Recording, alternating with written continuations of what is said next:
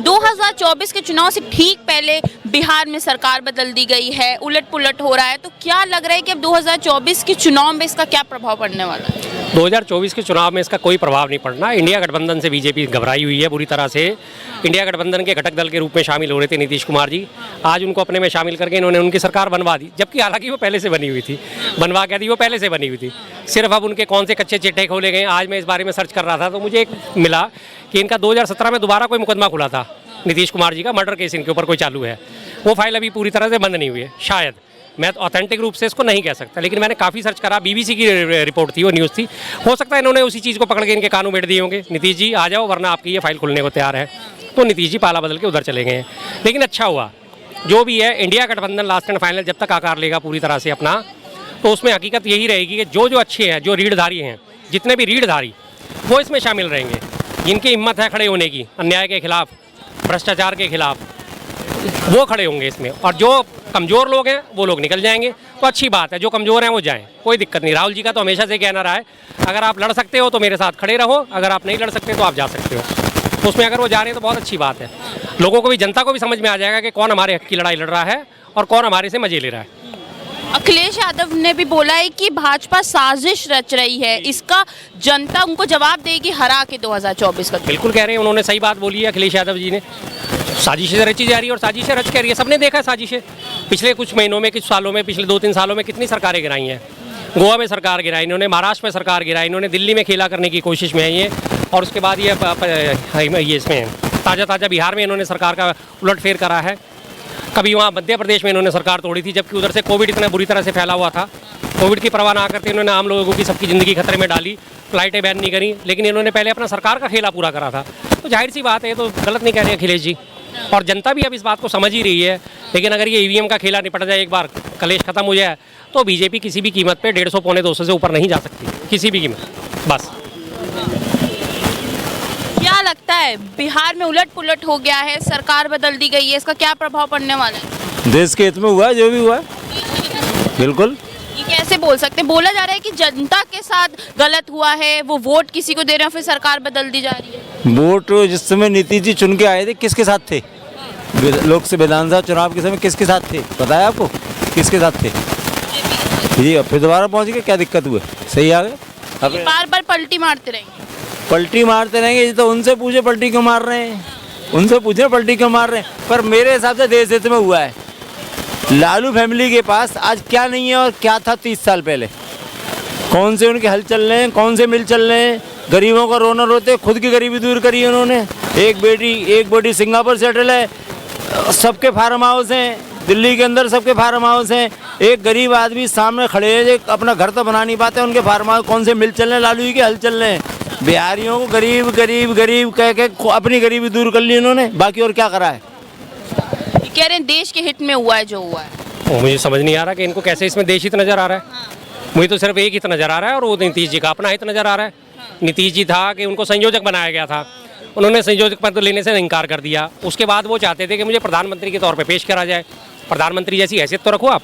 India गठबंधन के वो कैंडिडेट अपने आप को साबित करना चाहते थे कि मुझे इंडिया गठबंधन का प्रधानमंत्री पद का उम्मीदवार घोषित करो, लेकिन वो मामला सेट नहीं हुआ। सबने बोल दिया, पूरे इंडिया गठबंधन के बाकी घटक दलों ने भी बोल दिया। हाँ, सीधी सी बात है, सबने बोल दिया कि नहीं, अगर ऐसा नहीं होगा, जब चुनाव हो जाएंगे उसके बाद हम देखेंगे इस मामले को कि हमारा चेहरा कौन होगा। सीधी सी बात है। उस अलायंस को इन्होंने ख़राब करने की कोशिश में अपना कर लिया। अब उन्हें क्या देश हित इसमें नज़र आ रहा है भाई साहब को, मुझे तो कुछ समझ में नहीं आ रहा। रोज़ रोज़ की अल्टा पल्टी क्या देश हित में होती है? एक आदमी अपने वोटर है, पूरा हिसाब किताब लगा के वोट देता है कि ठीक है जी। आज के उनकी क्या है, 45 सीट ही तो लेके बैठे हैं वो, बस 45 सीट गिनती की उनके पास है।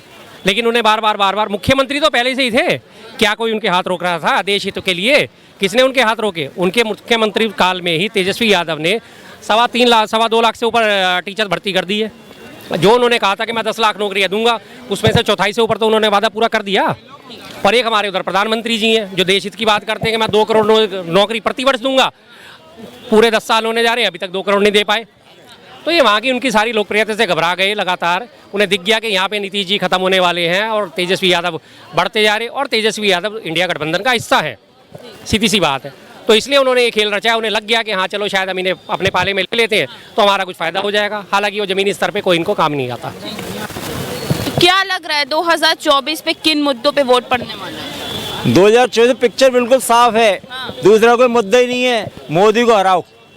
लेकिन मोदी को हराने की किसी की हैसियत नहीं है। मोदी 400 के आसपास पहुंचेंगे, कोई रोक नहीं सकता है। नंबर 1 कारण क्या है, मोदी जी अनवरत 20 साल से और 20 घंटे काम कर रहे हैं। कोई कह कर नहीं कर रहे हैं तो बेबा जवाब दूं उसका। क्या काम कर रहे हैं? 20 घंटे काम अनवरत जो व्यक्ति काम कर रहा है उसको नंबर 1 काम 370 हटाई। नंबर 1 देश के नौकरी वाला कॉन्सेप्ट देश में खत्म होना चाहिए, क्योंकि हर आदमी सोचता है सरकारी नौकरी के बाद सरकारी नौकरी लग गई, 11 बजे पहुंचे, 12 बजे चाय शुरू हो गई, 1 बजे फिर छुट्टी। ये कॉन्सेप्ट ये जो लेके आ रहे हैं नौकरी वाला, ये भी सही नहीं है। अरे तमाम सारे मुद्दे हैं और बहुत सारे मुद्दे। कह रहे मोदी जी के बहुत काम पसंद आ रहे इन्होंने हैं। बोला कि 20 घंटे लगातार काम करते हैं। भैया मोदी जी महामानव कैसे हैं? 20 घंटे वो क्या काम करते हैं? अभी थोड़े दिन पहले वो जयपुर में रैली संबोधित कर रहे थे, ठीक है? ये 20 घंटे के उनके काम में शामिल हो गए। ये सरकारी है? मैं सरकारी नौकरी करता हूँ, मैं सरकार के लिए काम करूँगा 8 घंटे, और उसी 8 घंटों में इस्तेमाल करके मैं अगर वहाँ रैली कर रहा हूँ अपनी पार्टी के लिए, क्या ये जायज़ है? उससे पहले उन्होंने इलेक्शन की लगातार रैलियाँ करी, क्या ये जायज़ था? राम मंदिर के वहाँ पे वो 11 दिन का अपना प्रण लेके बैठ गए, क्या ये सरकार के काम थे? क्या ये सरकारी तौर पे उनके कहीं से भी मेंशन है हमारे संविधान में कि सरकारी मुखिया जो है, संवैधानिक मुखिया जो है, वो जाके 11 दिन का वहाँ बैठेगा, अनुष्ठान करेगा? ये कौन सा काम है भाई? ये किस किस्म का काम है? काम इस तरह के करे जाते हैं, 20-20 घंटे अनिरवत काम कर रहे हैं और पिछले 20 साल से कर रहे हैं। ये सरकारी काम नहीं है। संविधान की प्रस्तावना में रोजे में अगर चले जाएंगे तो वो सरकारी काम में आ जाएगा। टोपियां लगा लगा कर रोजे में पहुंचे, वो सरकारी काम हो जाएगा। सुनो, आपने रोजे की बात करी तो मैं रोजे का बता देता हूँ। जो भी दुनिया है काम करती है, पुरानी दिल्ली का इलाका है, बहुत घना इलाका है, हिंदू और मुस्लिम सभ्यता से भरा हुआ। यहाँ पे भी लोग अपना रोजा रखते हैं, जो भाई साहब ये बात कह रहे हैं, लेकिन वो अपने काम भी सारे करते हैं। इसका मतलब ये नहीं हुआ कि वो काम करते। इन्होंने बोला कि वो 20 घंटे लगातार सरकार का काम कर रहे हैं। भाई ये जो लगातार अपनी पार्टी का वो प्रचार कर रहे हैं, ये सरकार का काम कैसे हो गया?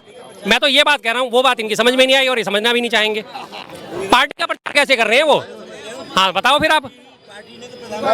तो पार्टी ने उन्हें प्रधानमंत्री बना दिया, तो प्रधानमंत्री पद के जो काम है वो करो ना। होने का होने चाहिए। पार्टी का प्रचार कैसे कर रहे हो आप? भारत माता की जय। हाँ, तो अब क्या लग रहा है कि किन मुद्दों पे पड़ेगा? क्योंकि अब रोजगार आपको लग रहा है कि हो रहा है, मिल रहा है कि नहीं? देखो, रोजगार कोई सरकारी नौकरी ही रोजगार नहीं है। रोजगार एक बच्चा गवर्नमेंट से 10 लाख रुपए लोन लेता है, 50,000 रुपये लोन ले, ठेली पटरी वाले को भी 50,000 रुपये लोन मिल रहा है और उसमें 1600 रुपये उसको साल में सब्सिडी मिल रही है। हाथ बंद करके अगर रोजगार मिल जाए, कछुओं की तरह बैठ जाए, रोजगार नहीं मिलेगा। मैं एक 63-64 साल का व्यक्ति हूँ, मैं भी खुद अपना स्वतः रोजगार कर रहा हूँ, 20 आदमी मेरी दुकान पे भी काम कर रहे हैं। ऐसा रोजगार चलेगा आगे। सरकारी नौकरी वाला कॉन्सेप्ट पूरे वर्ल्ड में खत्म हो रहा है, यहाँ कौन सा नया चलेगा? आरक्षण ये वो इस तरह बात नहीं चलेगी। आप जो देखो काम रोडें बन रही हैं, बाकायदा रेल बन रही हैं, नई नई हवाई अड्डे बन रहे हैं, और नए नए गाँव के अंदर देखो अब नया एक कॉन्सेप्ट लेके आया अभी सोलर। 1 करोड़ लोगों के अंदर घरों के अंदर सोलर पैनल लगेगा। ये उसमें रोजगार नहीं मिलेगा लोगों को? मतलब एक हर काम को नेगेटिव सोच के बात नहीं बनेगी। अच्छा, ये कह रहे हैं पूरे विश्व में सरकारी नौकरियों का जो है सिस्टम खत्म हो रहा है। कौन से देश में खत्म हुआ है? और सरकार चलाने के लिए सबसे पहले कर्मचारियों की तो जरूरत पड़ती है। आप बिना कर्मचारी को सरकार कैसे चला लोगे? आप शिक्षा देने के लिए अगर टीचर्स की भर्ती नहीं करोगे तो शिक्षा कहाँ से आप दे पाओगे? आप सचिवालय का काम चलाने के लिए सचिवालय अधिकारी अगर भर्ती नहीं करोगे तो आप कहाँ से काम चलाओगे? नौकरियाँ अगर आप दोगे नहीं, रेलवे का काम चलाने के लिए आप हर चीज़ को प्राइवेटाइजेशन कर दोगे, अडानी को दे दोगे सारी चीज़ें, तो अडानी भी तो नौकरी ही तो पे रखेगा। क्या सेना को आप प्राइवेटाइजेशन कर दोगे? प्राइवेट आप सैनिक भर्ती करके आप उनसे उम्मीद कर लोगे कि वो हमारी देश की रक्षा कर लेंगे? कैसे रक्षा कर लेंगे फिर वो? जब उन्हें वो सरकार देती है, शहीद का दर्जा देती है सैनिकों को। कोई भी जाके सैनिक भर्ती होता है, उसे पता है कि आज मैं देश की सेवा कर रहा हूँ, कल को अगर मैं देश की सेवा शहीद करते हुए शहीद हो गया तो सरकार मेरे पीछे खड़ी है, मुझे सारे भत्ते मिलेंगे, मुझे सारी तनख्वाह मिलेगी जब तक कि उसकी नौकरी बची होती है, उसके बाद पेंशन मिलेगी और उसे शहीद का सम्मान मिलेगा, सैनिक दर्जा मिलेगा और साथ में उसे मुआवजा मिलेगा। इसीलिए वो देश सेवा करने जाता है ना। आप ये सारे कॉन्सेप्ट खत्म करना चाहते हो तो सरकार किस बात की? सरकार खत्म करके प्राइवेटाइजेशन कर दो हर चीज़ का। अगर नौकरियाँ हैं ही नहीं, आप कहते हो रेडी पटरी वाले रोजगार करें। अरे भाई, जैसी उनकी